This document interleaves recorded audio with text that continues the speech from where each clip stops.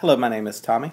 When I first moved to San Francisco, I met a group of people who hang out at the Mix Bar, and they hang out in the back patio, and they're there every day. I mean, they're every day, and that's their life. And so they work, and then they go there, and they have formed a community. And it was really good when I first moved here. I met this group. That's where I met BB, Kevin Lee. And, and sometimes I would sort of judge them about, well, they're not out doing other things to make the world a better place. But last week, one of their main people in that group died.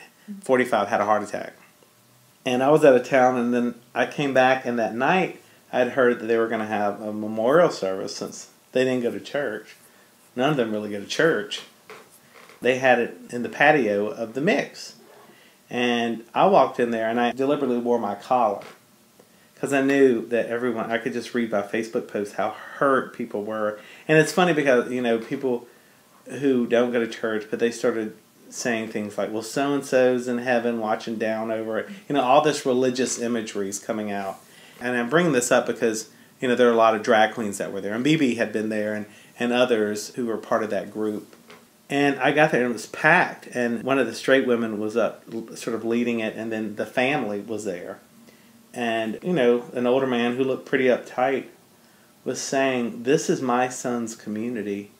And I had no idea the love. Mm-hmm. And I just looked around, and there was just tears everywhere. And you see these drag queens with their mascara running, and all the language that they were speaking was about God and about hope and about life and about joy.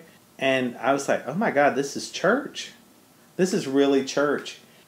And as a priest, I felt like I needed to be there, since these people don't come to my church here, but I wanted to be there for them.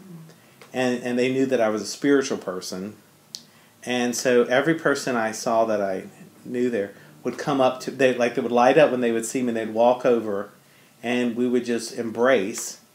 And then it was like, for many, just the tears came out.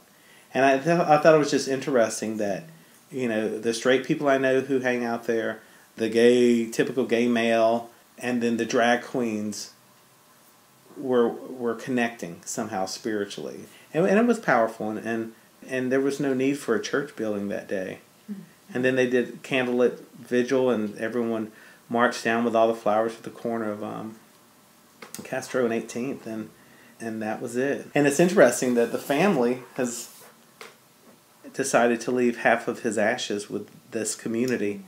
and they've asked me to go to the Golden Gate Bridge with them. Mm-hmm. And it's sort of like the communion of saints of all the misfits, which is a foretaste of heaven, going down to the water to put Charles back into the earth. Mm-hmm. And I think that's where the church lacks a lot of times, about being behind the doors and afraid of going into the bars. And it was funny, I was with a friend of mine at the General Convention, and he said he gave me a new name, the Vicar of the Castro, because he said, every time I go down there with you, everybody, but it's not the same people. It's the homeless people, the drag queens, the gay people, the straight people, the shop owners.